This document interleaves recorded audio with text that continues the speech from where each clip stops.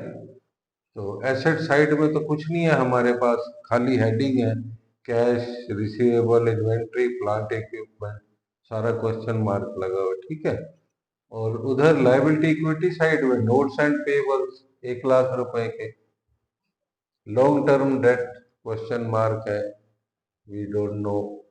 और ये common stock है, common stock, common stock 1 lakh रुपए, ठीक है, शेयर कैपिटल हो गई जो कॉमन स्टॉक। और रिटेन्ड अर्निंग क्या है, ये भी 1 लाख रुपए है। टोटल लायबिलिटी और इक्विटी हमें फाइंड करनी है।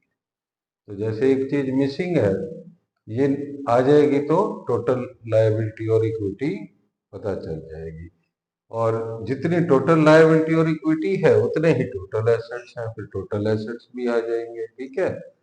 फिर एक एक करके हम ये सारी चीजें निकाल लेंगे। इसके साथ ही जो है दूसरी इंफॉर्मेशन ये भी, ठीक है।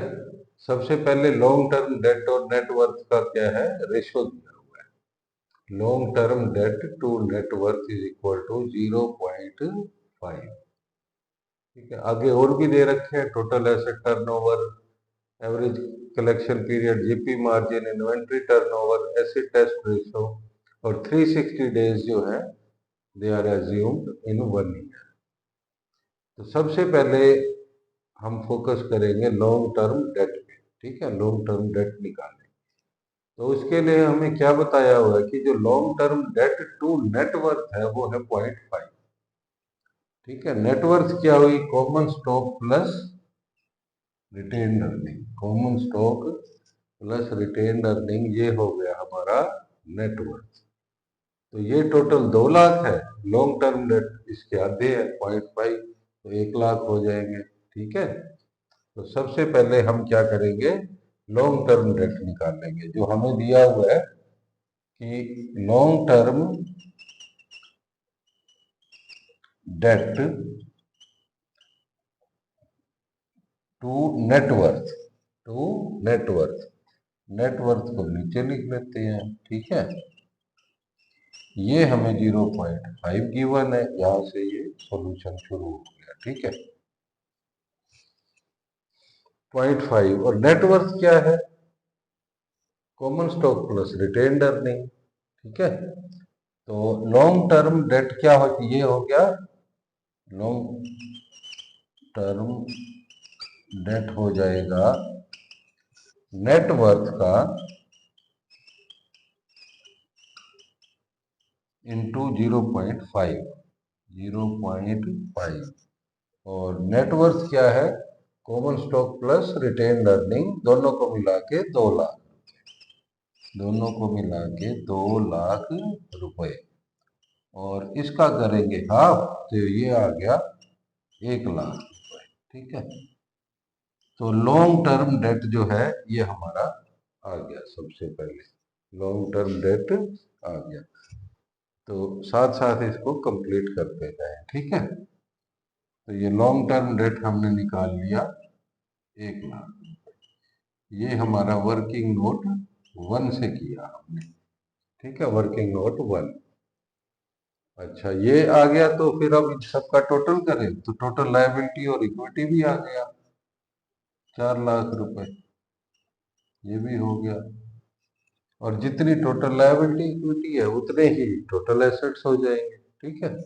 टोटल एसेट भी आ गए, तो टोटल एसेट हमारे पास हो गए, ये भी 4 लाख रुपए हो गए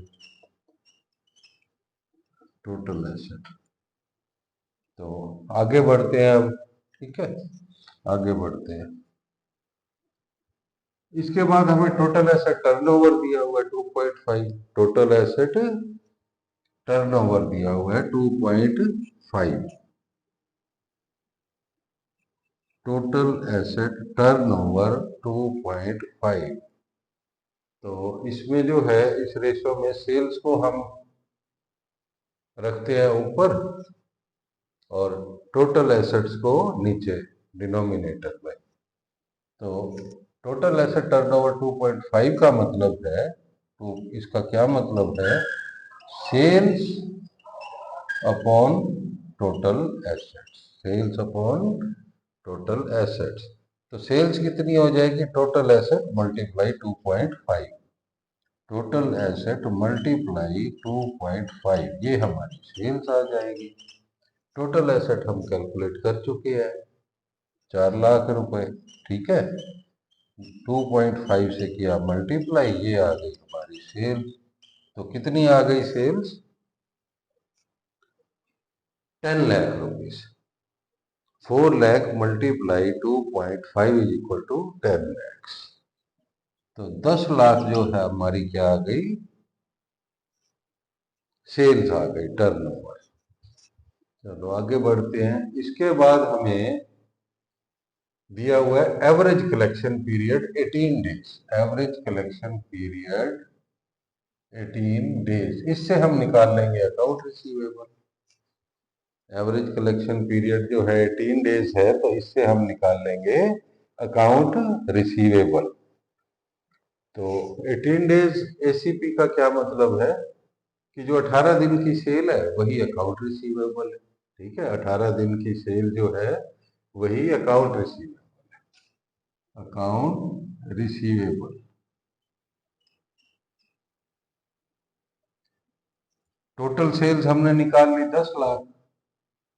ठीक है, इसको जो है 18/360 से मल्टीप्लाई कर देंगे, 18/360।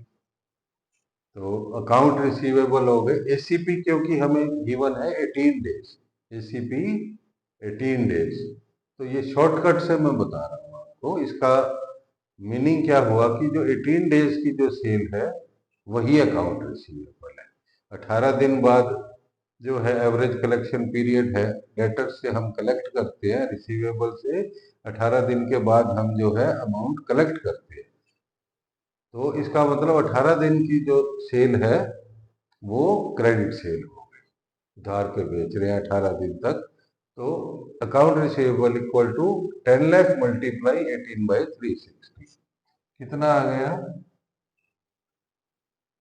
50,000 आ जाएगा ये। ठीक है, ये कैंसिल हो गया, तो 50,000, 50,000 हमारा आ गया अकाउंट रिसीवेबल। चलो साथ साथ लिखते जाएं, इसे कंप्लीट करते जाएं।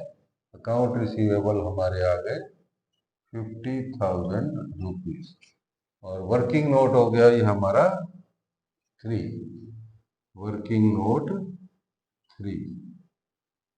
फर्स्ट में हमने लॉन्ग टर्म डेट निकाले, सेकंड नोट में हमने सेल्स कैलकुलेट की, और इसके बेस पे अकाउंट रिसीवेबल आ गए।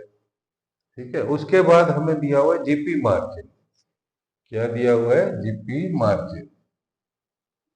तो अगर 10% है, जीपी मार्जिन है 10%, सेल्स में से, सेल्स में से अगर, सेल्स में से अगर 10% माइनस कर देते हैं तो हमारा क्या आ जाएगा, कॉस्ट ऑफ गुड्स सोल्ड आ जाएगा। ठीक है, सेल्स है 10 लाख, 10% माइनस किया, 9 लाख आ गया। ठीक है, 9 लाख। तो कॉस्ट ऑफ गुड्स सोल्ड हमारी आ गई 9 लाख रुपए, 9 लाख रुपए। तो इससे हमें अब क्या मिल जाएगा, इससे क्या मिल जाएगा हमें, 9 lakh cost of goods sold आ गई। तो आगे जो हमें दिया हुआ है inventory turnover ratio, inventory turnover ratio 9 times.